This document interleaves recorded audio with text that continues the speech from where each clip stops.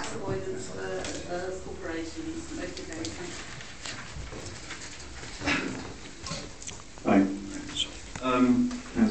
Not speaking for a megaphone for a change. We've just heard about the implications of the cuts, what it means to everyone on a local level and national level. You can cut, and basically I'm here to raise the alternatives to the cuts. We all know that the cuts were brought in specifically to deal with the bank problem, because we bailed out the banks to the tune of about £1 trillion, £1.4 trillion, a serious amount of money. But they've put through £80 billion of cuts for the next 4 years to deal with the deficit and the debt over time, whereas they have attacked people's jobs, they've attacked people's livelihoods, they've attacked our way of life and the leftover remnants of the 1945 socialist government, the Labour government in 1945, the last remnants of the National Health Service.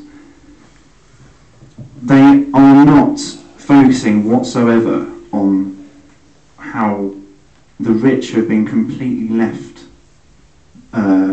aghast. They're not even touched by any of these actions whatsoever.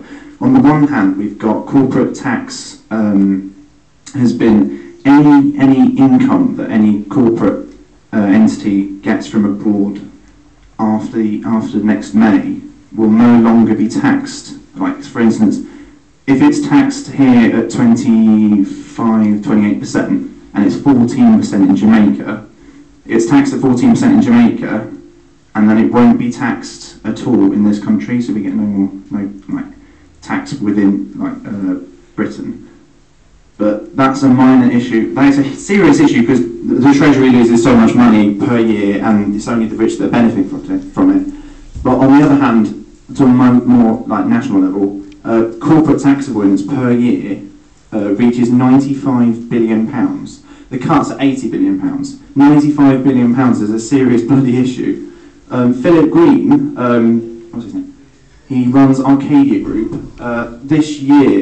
Every year he avoids £285 million by putting his he puts the profits of Arcadia Group, which runs Burton's, BHS, Evans, all those nice companies. Topshop, that's the one. All those.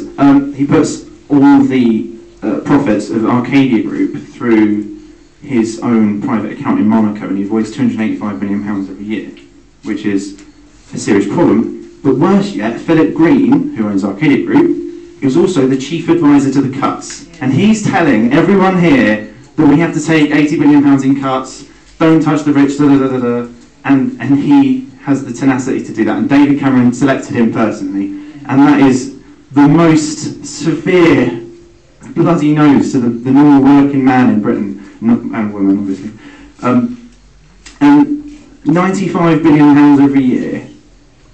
But yeah, so UK Uncut focuses on raising awareness in the street to the £95 billion every year, and the £20 billion that could be collected by a Robin Hood tax on the banks. In Netherlands, there was this thing called a banking. There's a bank run where there was this massive Facebook group organised, and I think several million people joined it.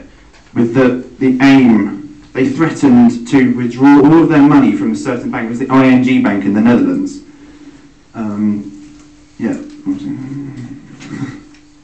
They were going to, because they were bailed out by the Dutch state.